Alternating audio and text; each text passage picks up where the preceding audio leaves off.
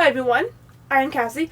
Welcome to my channel. Anyway, today I'm talking to you about why you should not read The Last Place on Earth by Carol Snow. Just gonna start with a bit of background about this book on Carol Snow. So Carol Snow has written multiple books, which is one of the reasons I picked it up, including the book Bubble World. And as someone who wrote so many books, I thought this book would, be absolutely amazing. The plot sounded really good and different. The names were slightly different. It wasn't about just a white girl and a white boy. The book is about a girl named Daisy Cruz, whose best friend's parents kind of take him and suddenly disappear into the middle of nowhere. So Daisy is on a hunt for her best friend, Henry. He never disappears without telling her. They tell each other everything, apparently. So he comes over to her house one night and is acting kind of strange and asks her, "What would you do? This was your last day on Earth." And she was like, lock myself in my room and watch movies and eat Girl Scout cookies. And he didn't say anything. And then the next day she goes to school and he's missing. But she just thinks that he's playing hooky like he always does. And so she texts him. And he doesn't text back. And so she calls him and his phone is off. And then she goes to his house. And I should mention Henry's parents. Kind of crazy. They don't like anyone to think that they're not home.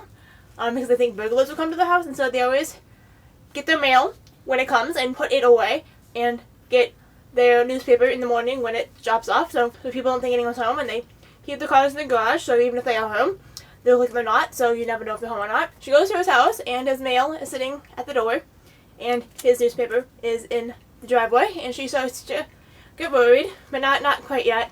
And then a few days go by, and she still doesn't hear anything, and then a whole bunch of other students are disappearing from school, and so she breaks into his house. She doesn't break in. She has the access code to get into his house. And looks around his house and finds a note that says "Save Me." And an address to a place where he might possibly be. And so she goes to the address, but there's nothing there. But while she's there, she gets a text from a mysterious number, giving her latitude and longitudinal coordinates to where she thinks he is. So she goes there. And there she is kind of trapped. And held against her will for 7 days. And then when she's out of the place where she's held against her will, Henry's parents show up. They take her and move her to another place against her will. Because they think the Earth is going to end. Obviously, it's called The Last Place on Earth. And Henry wants to save her. Because even though she just thinks as them as friends, he's obviously in the whole friend zone thing, which is terrible. And is in love with her. And, wants to save her, even if it involves keeping her away from her family. And, not letting her know that her family knows she's okay for quite a while, and just putting her in the middle of the woods where she's not meant to be in the middle of the woods. She has no skills, practically at all. So the first problem I have with this book is the writing. In the first 3 chapters, I literally had to change every sentence into a better written sentence so that I didn't want to hurl this book against a wall and put it down, because I paid quite a bit of money for this book. And I was like, I need to know if the world actually ends. And so the writing is 6th, 7th grade level at best, so this should not obviously be in the YA section, just for that alone. And then the girl, Daisy Cruz, she is in 10th grade. She can't cook, she can't clean, she can't sew. All she does is whine and wants food that she can't cook. There's literally no skills, and she doesn't gain any skills while being trapped. She's just a whiny girl who doesn't care to learn anything. And honestly, I kind of wish they left her out there to die. The entire fact that she is held against her will, because her best friend, who she thinks is literally her best friend, is in love with her and won't tell her. And yet he thinks that she knows this, and that what he's doing is for her own good. Keeping her locked underground for 7 days, not letting her know that her family knows she's okay, and letting her think that her family is out there searching for her. There is the house that they live at, and the family who is running the house, who is just psycho. And everyone at this house hates Daisy, except for Henry, and she wants to go home, and they want to let her go home, but because Henry is also a spoiled whiny brat, and he wants her there, she's not allowed to go home. And then at the end of the book, towards the end of the book, she is kidnapped again by the family whose kid she's babysitting, also, against her will, only because she doesn't have any skills and they don't bother to teach her any skills. Basically, she's left for dead. She's not prepared to be out in this place in the first place. And then in the middle of the night, this family that she's watching the kids for kind of just take her to a cave. Probably about an hour away from where they're staying. Probably more. And she doesn't have a blanket, she doesn't have food, she doesn't have water.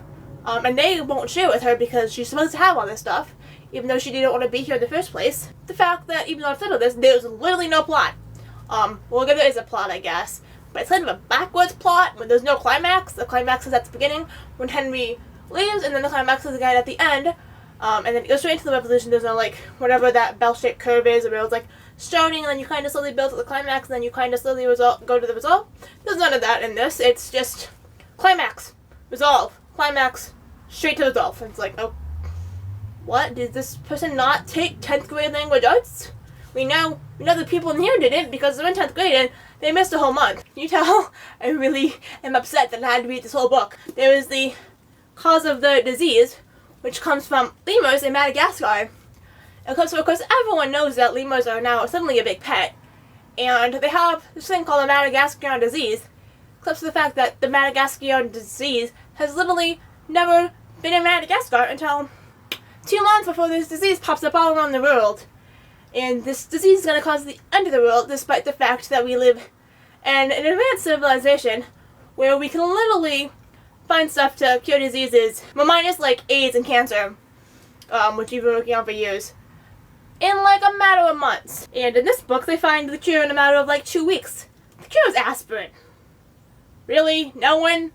You're telling me that no one tried aspirin when they know they got a fever and chills? The first things you take when you get that?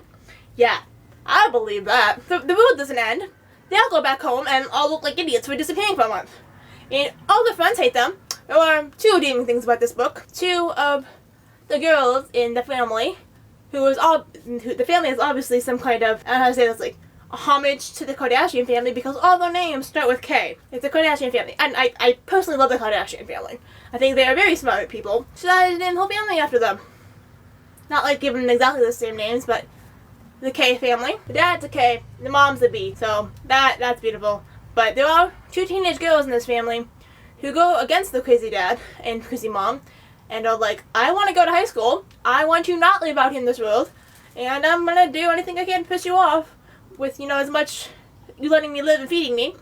And then there is one of the characters who live in this house, brother, who pretty much wants to do whatever he wants. And he's like, fuck this shit. The real world's gonna go on. I'm gonna study for my ACTs in class when I get back to school because I'm missing a whole month. Also, along with that, kind of disappears into the city every week to get news so that he can, basically prove that his family is crazy. And so, the only 2 redeeming factors in this book. Save your money.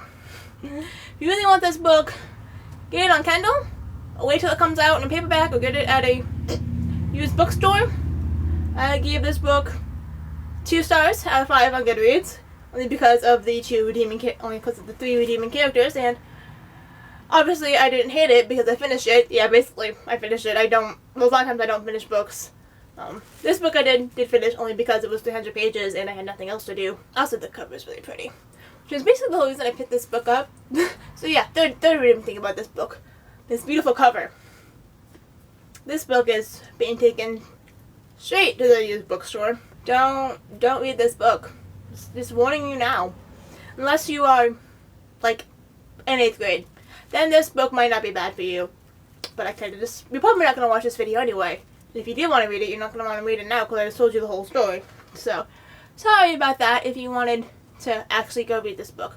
Hopefully I saved you time and money. Yeah, and I think the average rating on this on Goodreads is like 2.9, 3.1, somewhere in that range. It's not getting good reviews on Goodreads either, so I don't feel bad about making this video and saying like it's everyone's favorite book.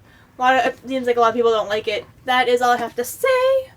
Hopefully my next video I will be making in Kansas, so I will see you in a few weeks. Peace!